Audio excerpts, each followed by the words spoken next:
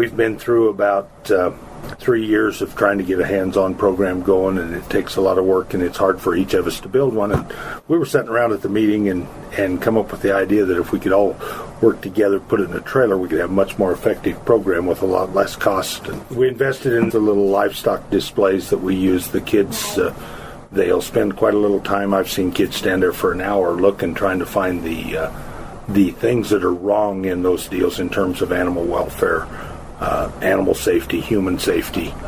Well, I think one of the big factors here is, to make our programs consistent, and we put all of the same material in the trailer, and we can travel from county to county, and then we're so much more consistent than if we had our own material. We wouldn't have near enough like what we have in the trailer. So I think this makes a top-notch program with all the material and the consistency. I think the other great thing about the program is kids really like to go through it, and we have a lot of parents tell us that their kids enjoyed it so much more than in the past when they just had a lecture format. We also have a lot of parents tell us that they think their kids are learning more. And the real beauty of it, I think parents are learning a lot more too. They walk through with their kids and they'll ask their kids questions, and you'll see kids teaching parents and vice versa. So it's really great because it's fun, it's hands-on, it's interactive. Matter of fact, we've had some kids that have told their parents, says, "Dad, we've got to change our practices at home so that we produce that better product." What I really liked was they had for instance, how to notch a pig's ears.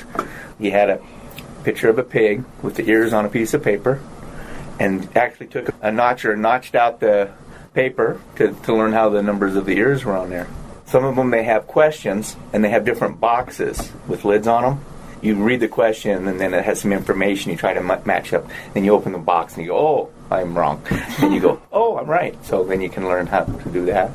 It's taken the complaints out of coming to meat quality assurance It really programs. has. People don't mind coming, and they'll even say, "Well, we're not sure if we need to come this year, but we enjoy it, so we'll come anyway." Yes. I have a lot of people say that.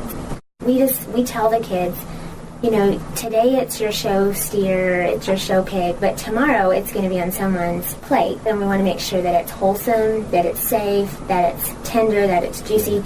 Not only that they enjoy it, but that it's also a safe product, most importantly. So I tell them that is your number one responsibility, is to the consumer. And that's a big responsibility, and you have to take it very seriously.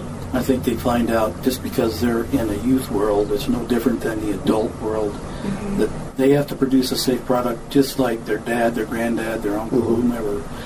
Even if there's one youth has one animal project, they're still considered producers.